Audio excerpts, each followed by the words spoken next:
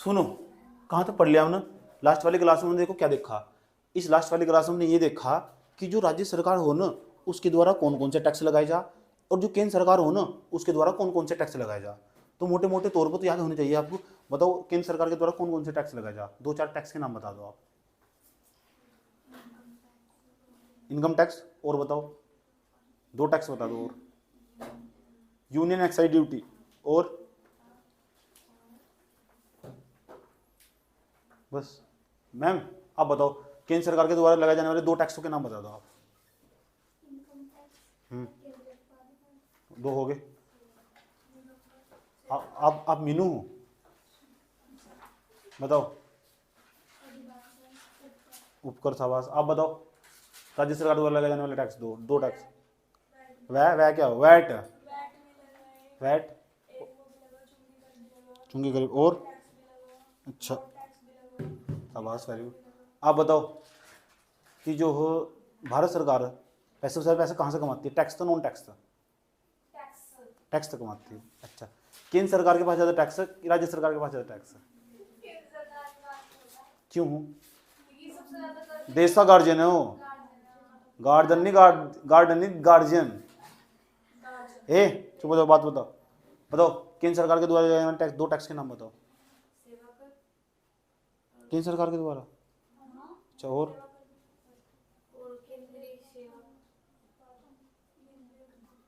मतलब क्या लिखे हो आप? आपको केंद्र सरकार के द्वारा लगाए जाना शेष कर, शेष कर, शेष ही उपकर। मतलब ये याद नहीं है कि केंद्र सरकार के द्वारा कौन कौन से टैक्स लगाए जा रहे हैं। बड़ी बदतमीज इंसान तू। बता कि केंद्र सरकार द्वारा कौन कौन से टैक्स लगाए जाते हैं?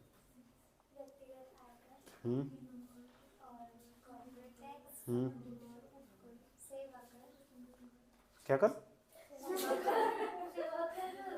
अच्छा आगे बता।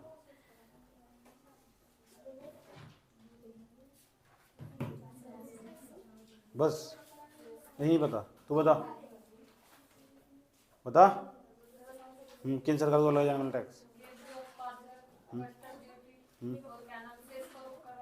शेष। अच्छा, और 1 मिनट देख लो।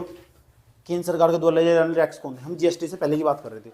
जीएसटी हमने डिस्कस नहीं करा अभी, ठीक। और कल हमने बड़ा मस्त टॉपिक समझाया था, आईजीएसटी। हेलो, आईजीएसटी समझाया था कल हमने, जिसे हम सीएसटी भी कहते थे पहले। अभी आईजीएसटी काम कर रहा है हमारा।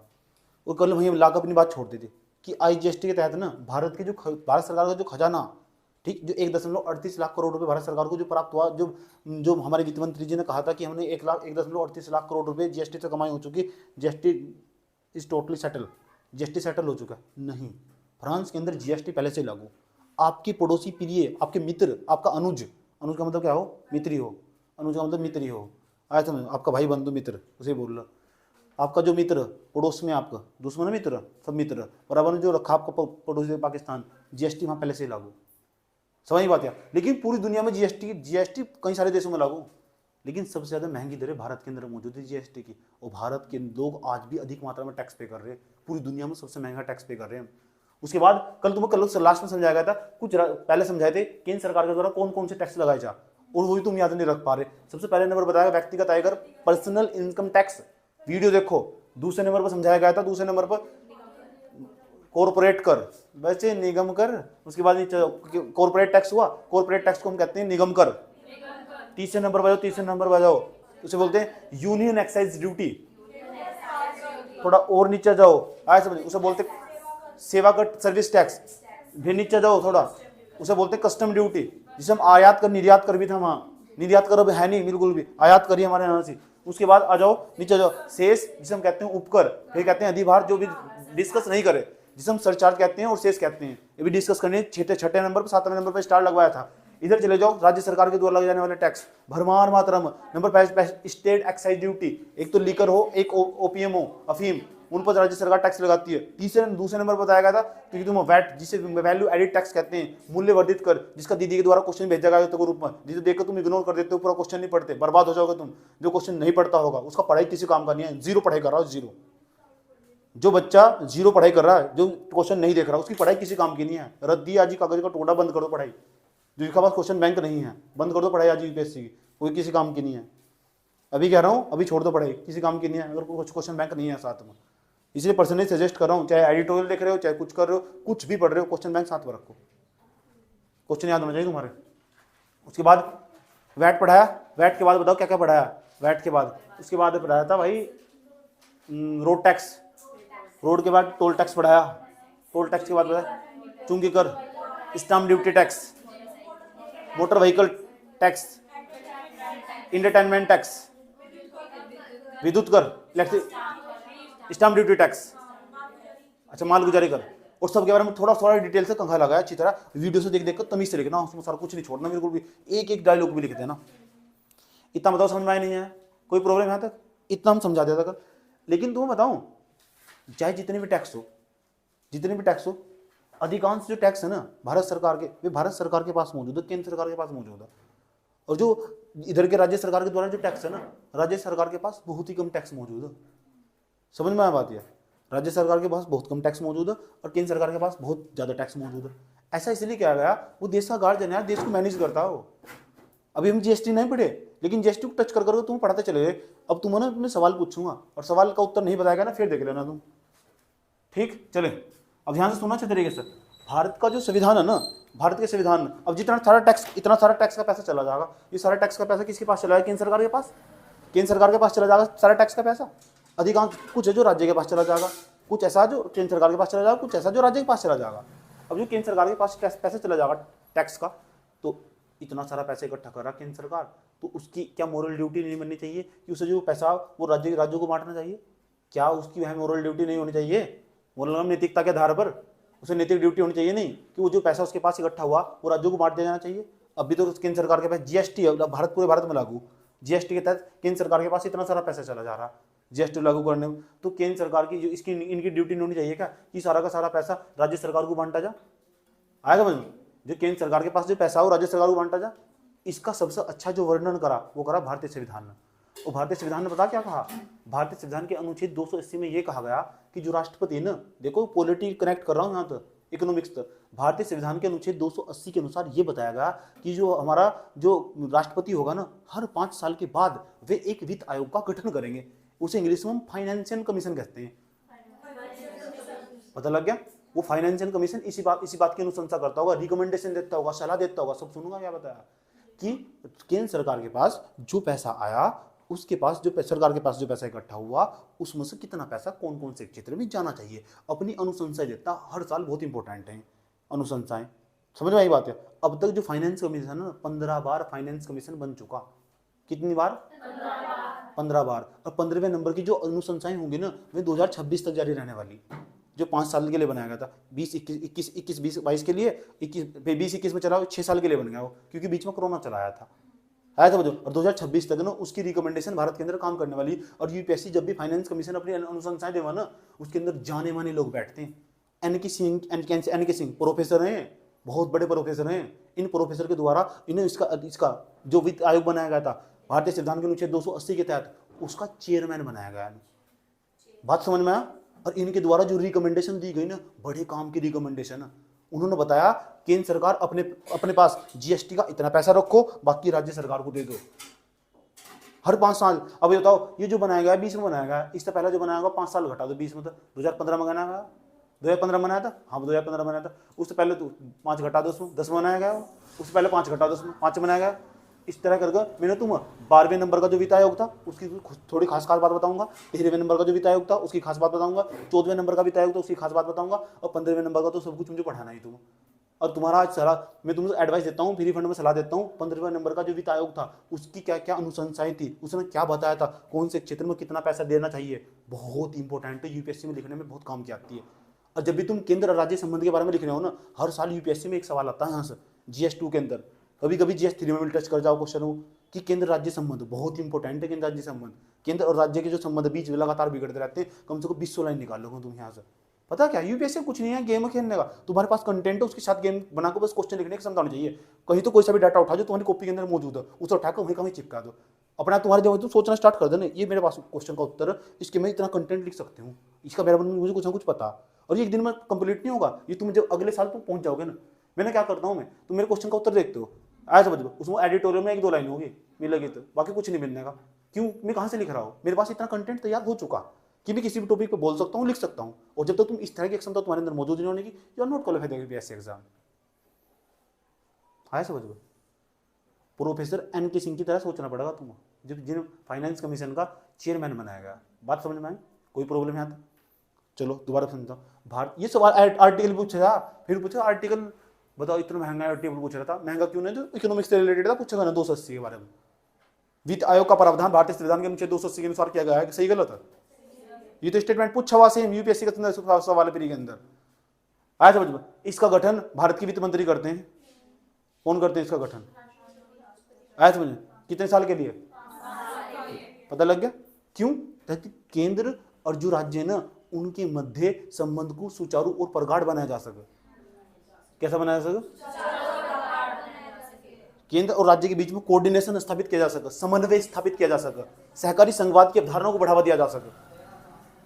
आया समझ में? कोऑपरेट फेडरलिज्म जिसे बोलते हैं, आज दिन एडिटोरियल में धरा रहता है।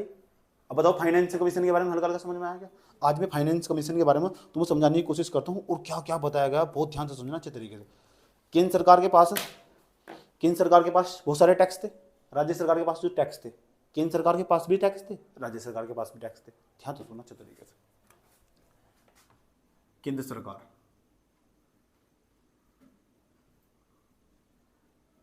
के कर, इधर राज्य सरकार के कर, राज्य सरकार के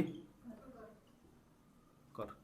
अब राज्य सरकार के जो टैक्स, क्या इनका बंटवारा होगा? राज्य सरकार ने पैसा कमाया, उत्तराखंड की सरकार ने पैसा कमाया, उत्तराखंड के अंदर तो उनका बंटवारा होगा। ये थोड़ा उत्तराखंड की सरकार ने पैसा कमाया यूपी को दे दो, या केंद्र सरकार को देकर चले जाओ, ऐसा तो नहीं होने का।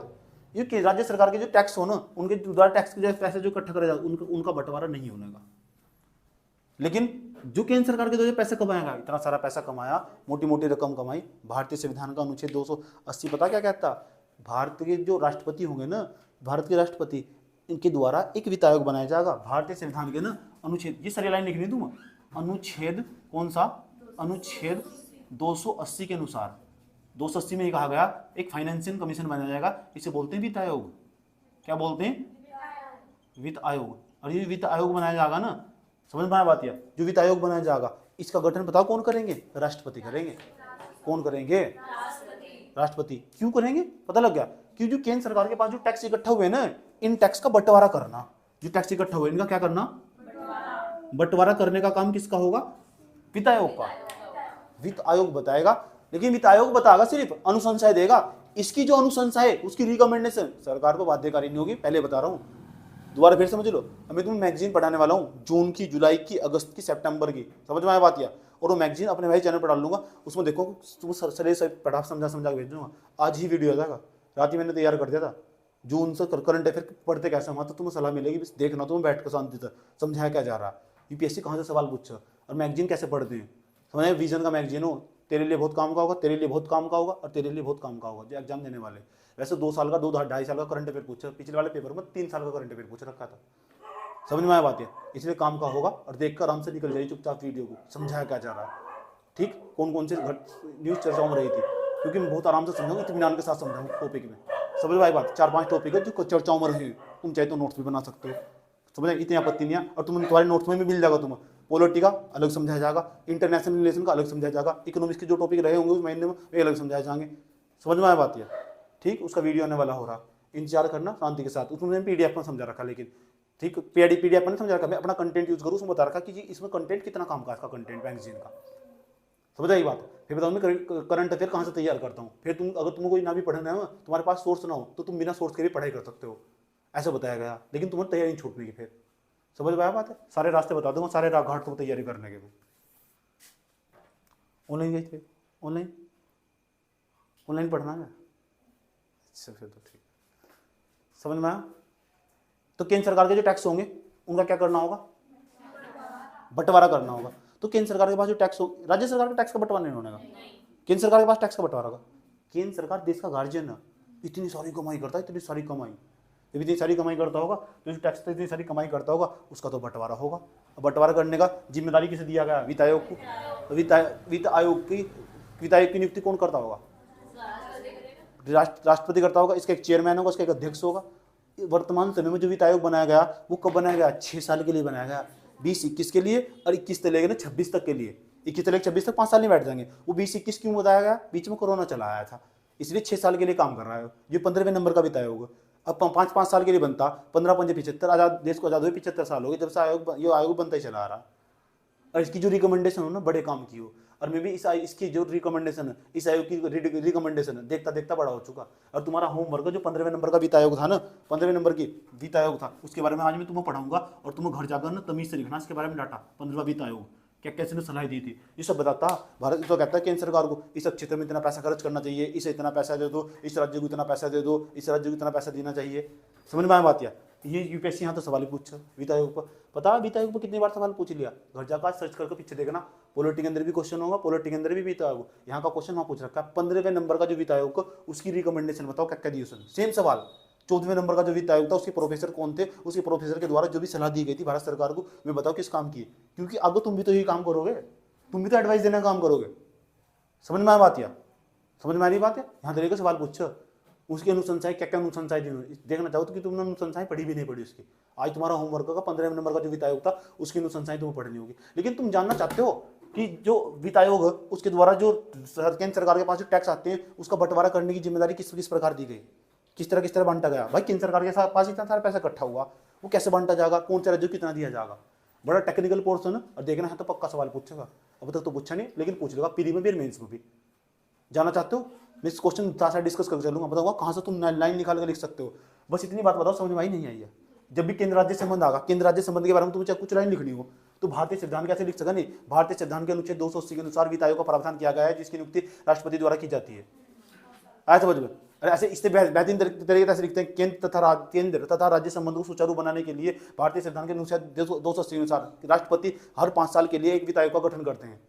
लाइन आराम से निकल आई। तो ऐसे तो डाटा कलेक्ट करना, थोड़ा यहाँ तो उठाओ, थोड़ा वहाँ तो उठाओ, थोड़ा यहाँ तो उठाओ, और अपने आप सीख ही जाओगे कलाकारी है कि केंद्र राज्य संबंध के बारे में पढ़ा रहे थे। अच्छा, ये तो 4-5 लाइन तुमने वहीं से मिलेगी थी। हाल ही में 15वें वित्त आयोग के द्वारा ये अलग अलग क्षेत्र में कुछ अनुशंसाएं दी गई हैं केंद्र राज्य संबंध के बारे में। केंद्र राज्य संबंध का नाम वित्त आयोग का नाम ना हो ही नहीं सकता। अब पढ़ते वक्त जो एडिटोरियल फोकस करते हो ना, वो जो अखबार है ना, वो जिंदगी बदलने वाली चीज़ है, वो न्यूज़पेपर नहीं है। आया समझ लो? ये यूपीएससी पूरा तुम जानकर हैरानी होगी अगर तुम यूपीएससी पे 1 साल का पीछे का सिलेबस कंप्लीट कर दो ना, यूपीएससी के मेंस पूरा लिख दोगे। अधिकांश चांस 70% चांस तुम सक्सेसफुल हो जाओगे। 50% नंबर चाहिए यूपीएससी में पास होने के लिए। अगले साल इस टाइम तक पढ़ते पढ़ते तुम्हारी एबिलिटी इतनी हो चुकी होगी, हर टॉपिक पर लिखने के लिए तुम सक्षम होंगे, डाटा होगा तुम्हारे पास। Are you agree? ओके। सिखाना क्या रह जाएगा? बस मैथ रह जाएगा, ठीक, मैथ रह जाएगा और रह जाएगी अंग्रेजी। उसमें परफेक्ट कर ही देंगे तुम सी सेट में, ज़बरदस्त तरीके से मेहनत करेंगे ना मिलकर, हो सुबह होगा। समझ में बात? मेरे को तो ऐसे बताया तो जैसे तुम्हें सुनाओगे तो समझाओगे मुझे। समझ में आया? ठीक। लेकिन मेरा मानना मैं तुमसे बहुत सीखता हूँ, बहुत कुछ यार। अभी तुम मेरे गार्जियन हो, समझ आएगी सिखाने के मामले में। आधा तुम सर्च करके लेकर आते हो, असमता तुम्हारे पास बहुत है, बहुत ज़्यादा यार। तुम देखो मोटिवेशनल प्राप्त हो, तुम्हारी शक्लें भी देखो सच में। किन सरकार के द्वारा लगाया गया टैक्स?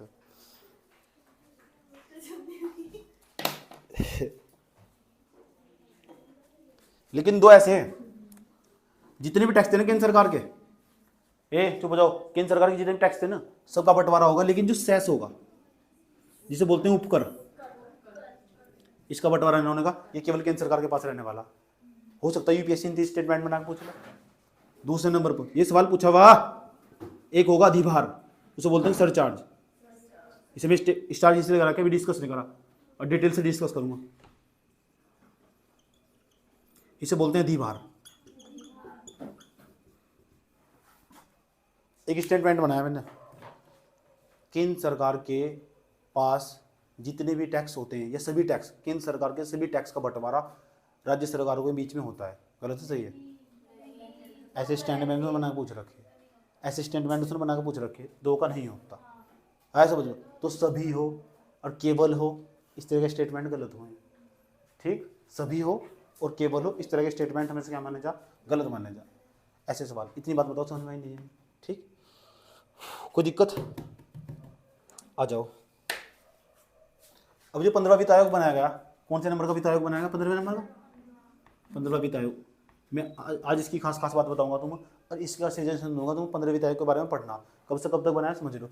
एक तो बनाया गया 2020-21 में, 2020-21 में, ठीक, इसने 1 साल के लिए अपनी रिकमेंडेशन दी।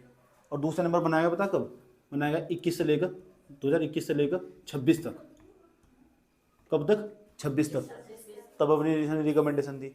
21 से लेकर कब तक? 26 तक, 5 साल के लिए। वो कोरोना चलाया था ना बीच में, क्या चलाया था? कोरोना चलाया था। तो कितने साल के लिए होगा? 15 वित्त नंबर का 6 साल के लिए। पहला आयोग होगा जो 6 साल के लिए बनाया गया। समझ में आया बात? या इसके जो प्रोफेसर थे, इसके जो अध्यक्ष थे, चेयरमैन थे, इसके जो अध्यक्ष थे, वो बनाया गया एन के सिंह। क्यों एन के सिंह? कौन थे? ठीक, पूरा नाम सर्च कर लेना जाएगा, इतना मुझे मालूम नहीं है इतना, लेकिन इतना बड़ा प्रोफेसर थे और बहुत अच्छे पढ़े लिखे व्यक्ति थे, यूनिवर्सिटी में काम कर चुके थे, बहुत बड़े बड़े स्तर पर अर्थशास्त्री थे, बहुत ठीक ठाक तरीके थे, और सामाजिक नॉलेज भी बहुत बढ़िया बैंकर वाली नॉलेज थी। समझ में बात? अमूमन ऐसा देखा जाता, इससे पहले जो बनाए गए थे, इससे जो पहले बनाए थे 14वें नंबर का जो वित्त आयोग था, उन्हें बनाया गया था रघुराम राजन को। किस?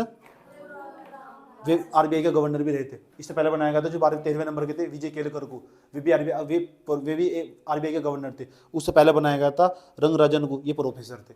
इन्हें सबको में समझना तमीज से भी, ठीक। तो हमारा अब क्या हमें 12वां वित्त आयोग पढ़ना चाहिए? यूपीएससी तो पूछने का नहीं आता सवाल। 13 पूछेगा, ये भी नहीं पूछने का। 14 पूछेगा, वो भी नहीं पूछने का। 15 पूछेगा, हाँ कब तक पूछेगा? 2000। और तुम यूपीएससी का एग्जाम कब दोगे? इसी के अंडर रैंकिंग दोगे, तो इसकी रिकमेंडेशन काम की होगी। अब जो 2026 पहुंच जाएगा ना, तो कौन से नंबर का वित्त आयोग बन जाएगा? 15वें के जगह कौन सा जाएगा? आए समझ में? जिसका एग्जाम 2026 में क्लियर नहीं हुआ, तो वो कब देगा? 2027 में। आए समझ में? तो कौन सा वित्त आयोग पढ़ रहा होगा? दोगे तुम। अब तुम रुकने वाले दोगे जरूर तुम, अगर तुम्हारा एग्जाम क्लियर नहीं हुआ ना, और तुम 16वें नंबर का वित्त आयोग पढ़ रहे हो, आए समझ में? ठीक, अगर तुम 16 नंबर का वित्त आयोग पढ़ रहे हो, तो तुम्हें पक्का मेरी बात याद आएगी। सही कह रहे थे भाई जी, बिल्कुल समझ में आया बात है। अगर तुम्हारा एग्जाम क्लियर नहीं हुआ, तो कौन सा पढ़ने का मौका मिलेगा तुम्हें? 16वें नंबर का। 16वें नंबर का वित्त आयोग पढ़ना चाहते हो? आए समझ में? तो फिर 15 तमीज से पढ़ लेना, तो फिर 15 तमीज से पढ़ लेना। इस दुनिया में ना एक स्टेटमेंट, समझ में आई बात है? इस दुनिया में हर इंसान भ्रष्ट, हर इंसान भ्रष्ट, हर इंसान, ठीक। वही ईमानदार है जिसे भ्रष्टाचार करने का मौका नहीं मिला। ऐसे समझ लो, स्टेटमेंट सुनो क्या कहा।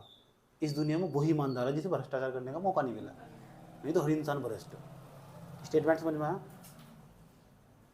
बहुत गहरी बात है यार, इसे सोचो। इस दुनिया में कोई ईमानदार नहीं है, ईमानदार वही जिसे मौका नहीं मिला ईमानदार वो भ्रष्टाचार करने का। समझ में आया बात? वही ईमानदार है। इतना भ्रष्टाचार, बात समझ में आई? क्या बताया?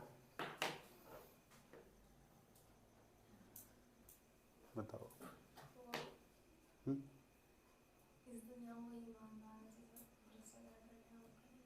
वही ईमानदार। अच्छा, क्या बताइए? बताया।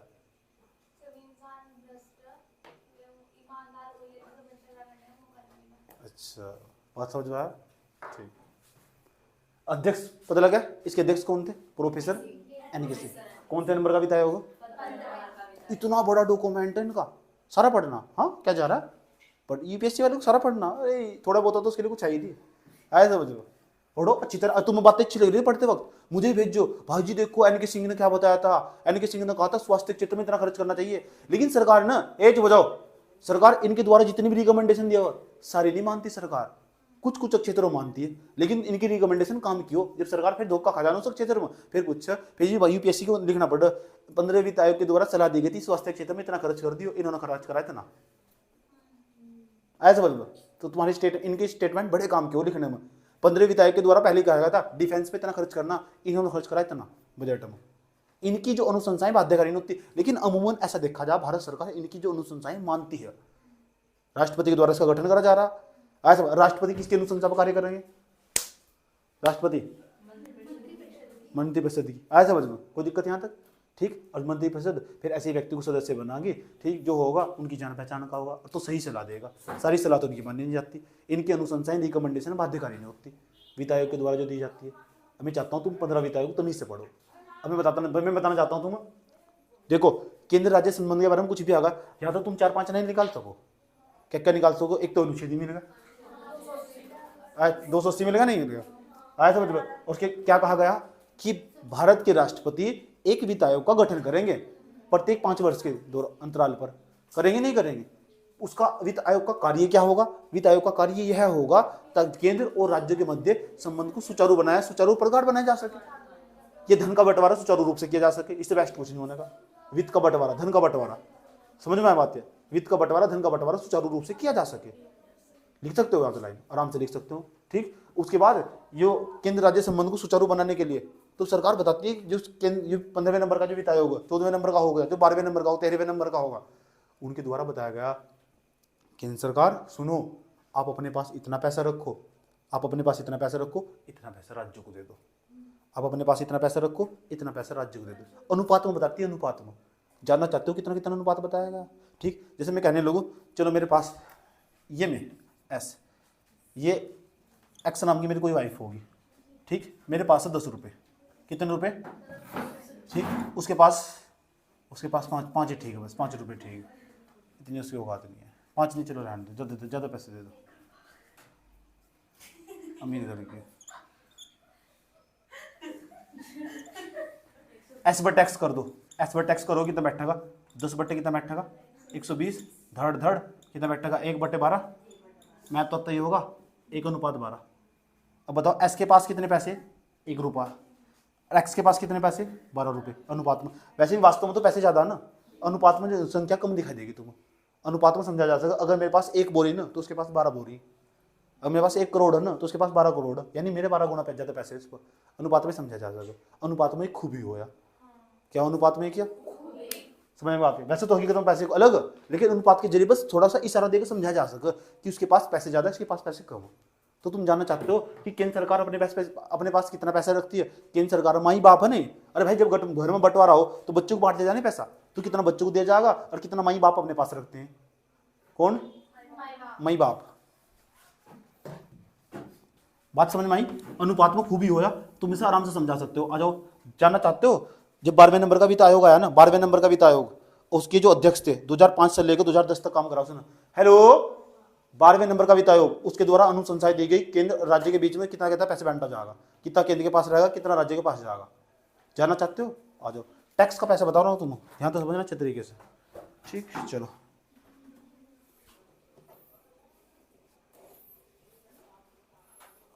देखो, 12वें नंबर का वित्त आयोग, 12वां वित्त आयोग, मैं तुम्हें बताने जा रहा हूँ, ध्यान से सुनना चाहिए तरीके से। तुम उस टाइम की परिस्थिति का भी अंदाजा लगा सकते हो। उस टाइम पे जीएसटी नहीं आता, और सन भी देख कर अंदाजा लगा लेना, ठीक। 12वां वित्त आयोग ये बताया था कि 2005 से लेकर 2010 तक इसने काम करा। इसने बताया जो सेंटर और जो स्टेट, सेंटर और स्टेट, इनके पास इतना पैसा रहना चाहिए, स्टेट के पास इतना पैसा रहना चाहिए, जो टैक्स सेंटर के पास। तो सेंटर के पास तो कहा गया पता कितना, 69.5, 69.5% तो इसके सेंटर के पास रहेगा, और राज्य के पास पता कितना रहेगा, 30.5। कितना? 30.5। क्या हुआ?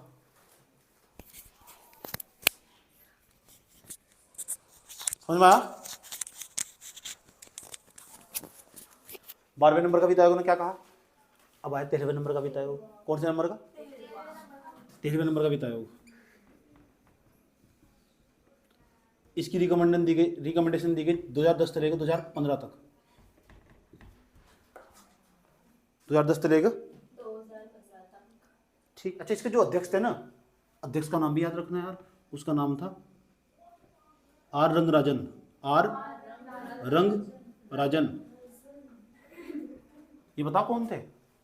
ये आरबीआई के गवर्नर भी रह चुके, इसलिए तुम 2005 से लेकर 2010 तक जो नोट बनाए होंगे उस टाइम पर, ये गवर्नर साहब भी थे उस टाइम पर, ये आरबीआई के गवर्नर भी थे। तो तुम देखोगे उस टाइम पे 2005 से 2010 के बीच में नोट बनोगे, उनके इनके साइन मिला, उठा के देखोगे आर रंगराजन साहब, कोई हाथ में नोट आ जाना देख लेना, प्रत्येक नोट को साइन हो उसके, समझ में आया बात है, ठीक। आ जाओ, 2013 नंबर का जो वित्त आयोग बनाया 2005 से 2015 तक, इस पे जो आयोग उसके जो बनाए गए अध्यक्ष, उसका नाम था विजय केलकर साहब, विजय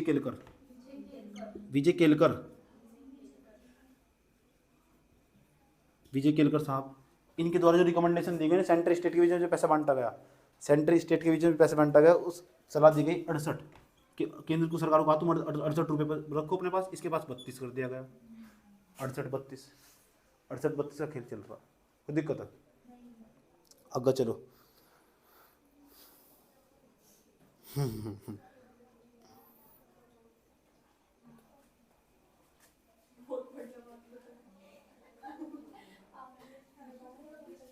ठीक, ये कौन थे? ये प्रोफेसर थे पीछे खेल का। 14वें नंबर का जो बिताया होगा,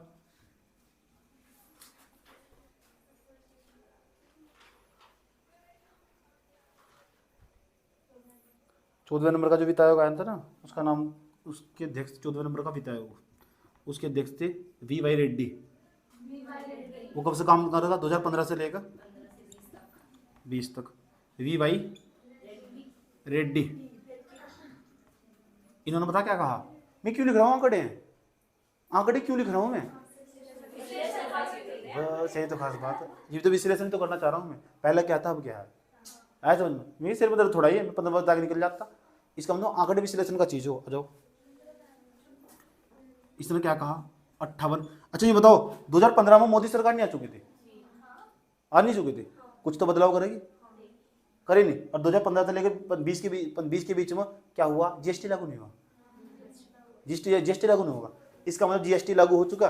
जो केंद्र सरकार के पास, देखो पहले राज्य सरकार के पास 30 रुपए, 32 रुपए, कितना कम पैसा राज्य सरकार के पास, केंद्र सरकार के पास पैसा ज्यादा।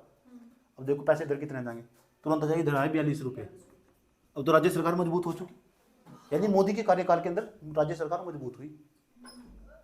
मोदी के कार्यकाल के दौरान राज्य सरकार मजबूत हुई, ये बात फैक्ट है। इसलिए मैं आंकड़े लिखा हूं बोर्ड पर। इस सरकार का परफॉर्मेंस यहाँ सबसे बेस्ट है। यहाँ सरकार की तारीफ करनी होगी, जहाँ तारीफ करनी होगी तो खुलकर करनी होगी, और जहाँ बुराई करनी होगी तो फिर बुराई करनी होगी, तमीज से करनी होगी। समझ में आई बात? यार तो कहीं कहीं तो इस सरकार का जो परफॉर्मेंस है ना, जबरदस्त। इन्होंने राज्य को जबरदस्त मात्रा में पैसा बांट दिया। पहले तो 32 रुपये मिल रहे थे ना, आज अब देखो कितनी बढ़ोतरी होगी, 10% की बढ़ोतरी हुई। अब जो बनाया गया ना 20-21, मैम प्लीज तुम बदतमीज हो, इतनी बात तो समझ में नहीं आई। कोई दिक्कत? मतलब कोई वीडियो देख रहा है क्या कहेगा, कितने बदतमीज बच्चे हैं इस क्लास में, अपने मास्टर कितना परेशान करते हैं यार।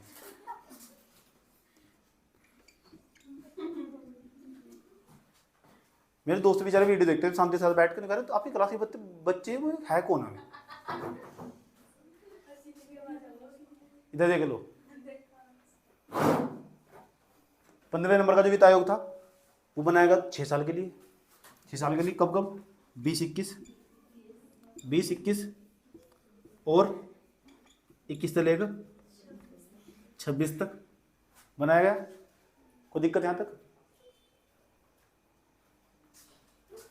कोई दिक्कत? पता क्या हुआ? इसने जो पैसा दिया था ना, पैसा दिया था उसे देखो कितना % कम कर दिया। कितना हुआ? इसने सलाह दी कि केंद्र सरकार सुनो, तुम 59 अपने पास रखो, 41 राज्यों को दे दो। तो इसने सही करा गलत करा? राज्यों को पैसा पहले 42 मिल रहा था, अभी 41 मिल रहा नहीं है। एक तो कोविड-19 कारण मान लो, दूसरा होता इसी बीच में दौरान 2019 के आसपास क्या हुआ था, 28 राज्य थे ना, आए समझ लो 29 राज्य थे, तो एक जम्मू कश्मीर अलग हो चुका था और उसका जो हिस्सा था ना वो 0.8% था। अकेला जम्मू कश्मीर का उसको माइनस कर दिया, लगभग 1% माइनस कर दिया।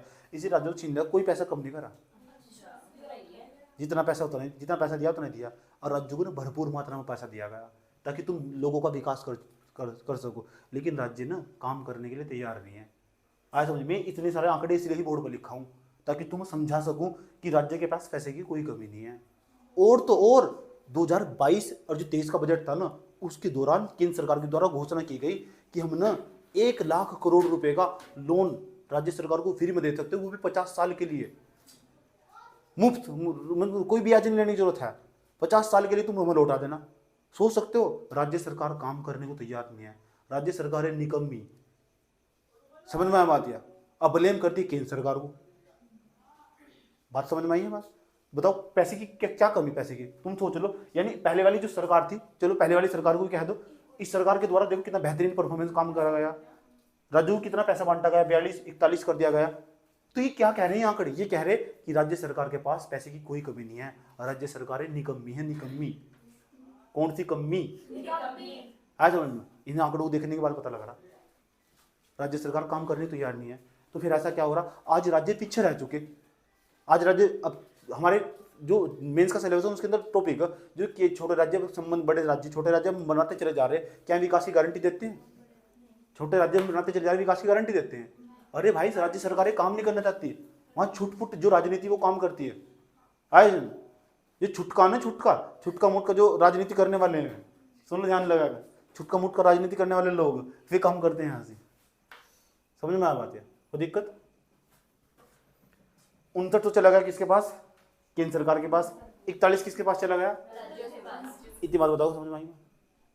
सरकार के द्वारा पैसा कम करा गया? नहीं करा गया। जम्मू कश्मीर को हटा दिया गया, वो राज्य था ना, क्योंकि जो राज्य जो 8 केंद्र शासित प्रदेश हमारे यहाँ, 8 ही तो, 8 केंद्र शासित प्रदेश के पास जो पैसा जाता है राज्य केंद्र सरकार देती है। आया समझ में? तो केंद्र सरकार देती है ना पैसा, ठीक? तो इसलिए कहता हूं मैं कि राज्य सरकार के पास पैसों की कोई कमी नहीं है। और तो और बजट के दौरान, जब बजट के अंदर कुछ भी नया आने वाला ना, तुम गौर तो सुनना सब चीजें, पूरा बजट तमीज से पढ़ना, 3-3 4-4 बार पढ़ना। पूरा बजट 1-1 साल का आता तुम, और तुम जब तक तुम पेपर दोगे ना, अपने वाला पेपर दोगे तुम, 2-3 साल लगेंगे तुम्हें पेपर देने में, और जब तक तुम पूरा एनालाइज कर लो कि पिछले साल ये हुआ था, ये हुआ था, ऐसे ही एनालाइज कर लो जैसे मैंने लिख रखा। तुम्हें किसी सारी जरूरत नहीं पड़नी, इतना सक्षम बना दूंगा मैं तुम 16वें नंबर का पढ़ोगे बैठ के। ऐसे समझो, आधे सोच में तो नहीं पढ़ रही, 16वें नंबर का बहुत पढ़ लिया, बहुत मारते हो आप। समझ में आया? कोई दिक्कत? लेकिन फिर भी अखबार तो पढ़ा करोगे ना बैठ कर। एक जो हो ना प्रशासक हो, उसकी एक हॉबी बन जाओ, न्यूज़पेपर पढ़ता जाओ। और तुम मुझे इतनी गारंटी कि तुम ना शब्दों की तुम समझ हो चुकी, तुम न्यूज़पेपर आराम से हैंडल कर लोगे। ठीक है? क्या राजकोषीय नीति को फिजिकल पॉलिसी कहते हैं, नीति को पॉलिसी कहते हैं। सोच का अंतर में लेवल बढ़ाओ। बात समझ में आई? मैं समझाना चाह रहा था, यहाँ से तुम इतना पैसा राज्य सरकार को दे दिया गया, तो फिर ये काम क्यों नहीं कर रही है?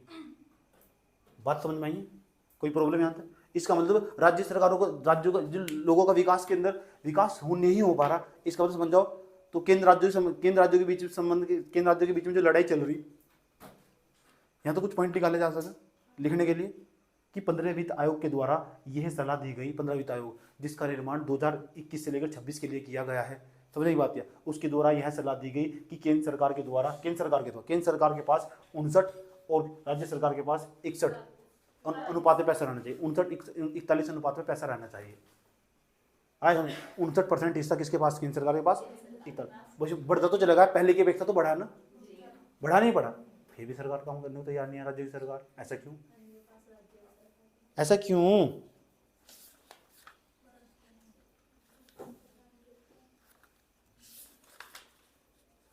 अरे भाई ऐसा क्यों?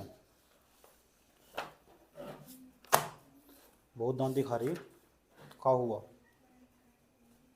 ना ही समझ में आया तो थारों को।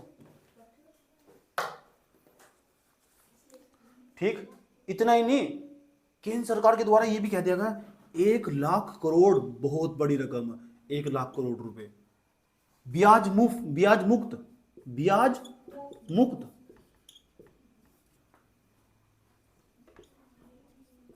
मुक्त लोन दे दिया गया।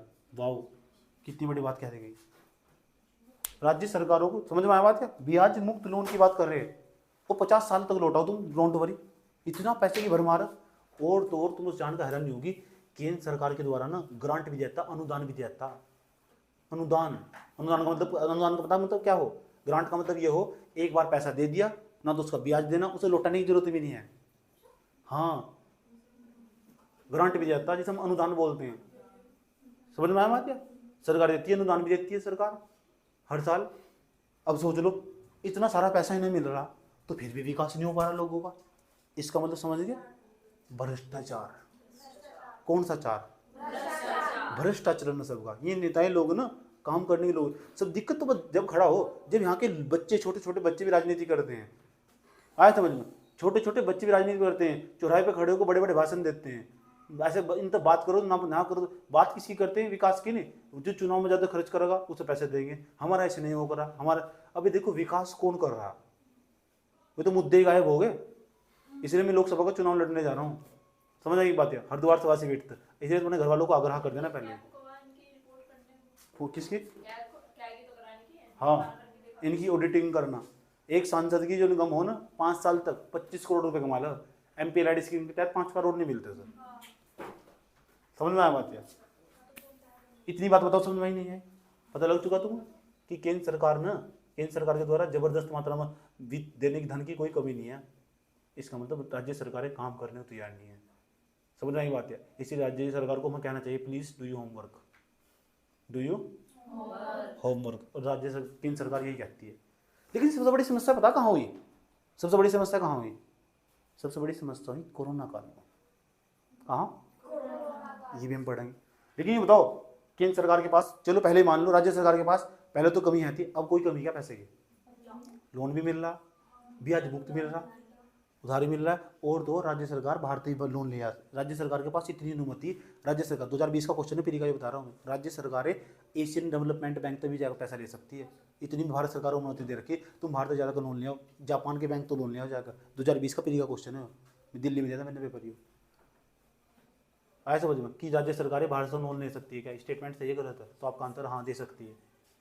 इतनी भी अनुमति देगी, ले सकती है लोन, इतनी छूट दे दी गई है। तब भी ये मानने को तैयार नहीं है, तब भी विकास नहीं है, तब भी विकास की गारंटी देते हैं। ऐसा क्यों? और तुम पता क्या करोगे? घर ना बुक खोल लिया करो, केंद्र राज्य संबंध कैसा सवाल आया, यहाँ तक सवाल लिखा जा सके। इंपॉर्टेंट वित्त आयोग पढ़ाया आज, वित्त आयोग से संबंधित सवाल देखो कितनी बार आया, 5 बार सवाल आ रखा है वित्त आयोग पर। 15वें नंबर का वित्त आयोग पर भी सवाल आया समझ में। 2021 में आना, 22 में सवाल, 2020 में बनना था, 21 में सवाल पूछा हुआ। चेक कर लेना घर जाकर। इसके अनुसंधान और 26 तक इसके अनुसंधान काम की होगी, लिखने का बार बार मौका मिलेगा तुम्हें।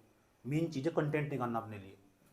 समझ में आ बात है? अगर तुम्हें लग रहा है ना हर चीज़ को इस तरह ही पढ़ो ताकि तुम वहाँ तक 2-3-4 लाइन निकाल कर कहीं भी लिख सको। और यूपीएससी का मेंस का सिलेबस तुम्हें याद होना चाहिए। केंद्र राज्य संबंध हमारे मेंस के टॉपिक में है, सवाल वहाँ से बार बार पूछ रहा ना। तो फिर यहाँ जो सारा डाटा पढ़ा रहा हूँ ना, मेंस में 5-6 लाइन पक्की होगी यहाँ पर। ऐसे पढ़ना सिलेबस को। बात समझ में आ रही? ठीक। और एक दिन में समझ में नहीं आएगा, तुम घर जाकर क्वेश्चन देखने होंगे। क्वेश्चन क्या देखने पड़ेंगे? मेन चीज है क्वेश्चन बैंक। ये देखो क्वेश्चन किताब को ना रद्दी कागज का टुकड़ा बना दो, ऐसे ऐसे ऐसे करोगे। कैसे कितना बेहतरीन बोल रही थी वो लड़की भी, सारिका जैन नाम था उसका। आया समझ में? उसके हाथ पैर सही नहीं काम कर रहे यार, वो अपना मंत्र नहीं हार रहे। तुम क्यों हार रहे हो? कहाँ चलेगा तुम्हारा बेहतर दिमाग चरने? रात को दिन बना दो, दिन को रात बना दो। आया समझ में? ये तो दिन में भी सो रहे हो 18 बजे तक, सो जाओ। उठने सोने का जागने को तुम्हारा टाइम ही नहीं है। विफल हो तुम।